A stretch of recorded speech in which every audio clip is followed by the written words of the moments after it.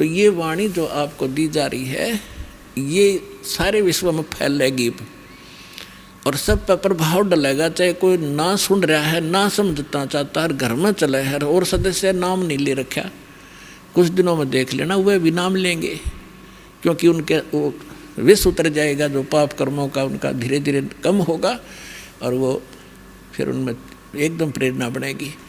अब जैसे खेत में हमने देखा ये ट्रैक्टर वाले ऊंचे शोर में ऐसी बेहुदी भजन गाने रागनी वो गाते हैं, ट्रैक्टर चलाते हैं, और वहाँ पर भगवान के भक्त अपना कान में लीड ला के और कोई मंत्र सुन रहा होगा या कोई शब्द सुनेगा, ट्रैक्टर चलाते चलाते नित्यनेम कर रहा होगा और सुन रहा होगा, मजदूरी करते करते भी आप ये कर रहे होगे।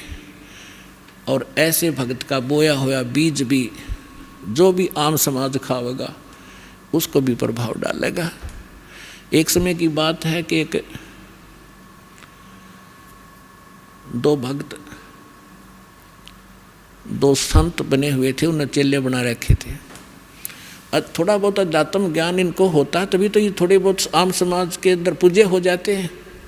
तो वो दो संत थे, एक संत कहने लगा चल मेरे शिष्य हैं वहाँ चलते हैं, वो दूसरा भी साथ चला गया। तो जिसके वो जाकर रुके उस बहन ने नाम ले रखा था, दीक्षा ले रखी थी। उसके घर उसकी बहन आई हुई थी, उस बहन की बहन, और उसकी बहन की लड़की विधवा हो गई थी और वो बहन बड़ी टेंशन में थी। तो जो उपदेश प्राप्त थी उस बहन ने अपनी उस बहन को जो अनुपदेशी थी उससे कहा कि बहन रोटी बनवा दे, मेरी मदद कर दे, खाना बनवा दे, साधु संत आ रहे हैं।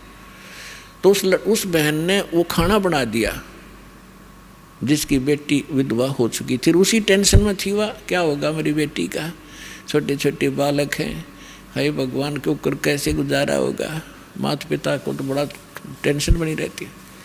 अब इन विचारों से ग्रस्त उसने खाना बना दिया, संतों ने खा लिया, वह सो गए। तो सुबह जो दूसरा था वो उठा और इतना टेंशन में उठा कि भाई क्या हो गया। उठ कर उसने अपने साथी से बताया कि भाई आज तो ऐसा सपना आया जैसे मेरी लड़की विधवा होगी हो और उसका क्या होगा, मतलब बुरी तरह तड़फड़ा था। आँख खुली जब चैन हुआ है तो बुद्धिमान था, उसने कहा अपने मित्र से कि क्या इस परिवार में किसी को कोई आपत्ति है। तो बोला जी मन ने भी नहीं पता करता हूँ। उसने अपनी शिष्या बुलाई कि बेटी आपकी कोई तकलीफ़ है किसी प्रकार की, कोई लड़की को हानि होगी है। तो वो कहने लगी जी मुझे तो कुछ है नहीं, आपकी कृपा से मेरी बहन आई हुई है और उसकी लड़की मर गई, उसकी लड़की विधवा होगी, अभी 10 से 15-20 दिन हुए हैं और वो आई थी। तो उस संत ने पूछा क्या खाना किसने बनाया महाराज, कि उसी ने बनाया था।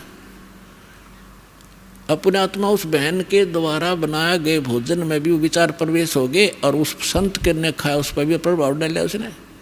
तो इसी प्रकार अब ये अच्छे वचन, अच्छे ज्ञान, अच्छी वाणी जो भी जैसे कोई कहीं भी इस क्रिया कर रहा है तो उसी के अंदर प्रवेश करेगी। जैसे कोई सेठ है बैठे बैठे मंत्र कर रहा है और काम क्या वहाँ पर वाणी ला ले अपने भगवान की, दुकानदार है या कोई किस मजदूर है और कहीं भी जो कार्य करता है अपना, तो वहाँ क्या होगा कि उस सामान के ऊपर भी इसका प्रभाव पड़ेगा, जो और खरीद के ले जाएंगे उनको भी असर होगा।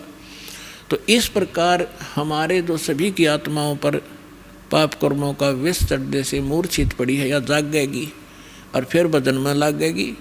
तो इस प्रकार इस परमात्मा का जो ये इंस्ट्रूमेंट बनवाने का जो उद्देश्य था, प्रयोजन, ये कोई ऐसे नहीं है।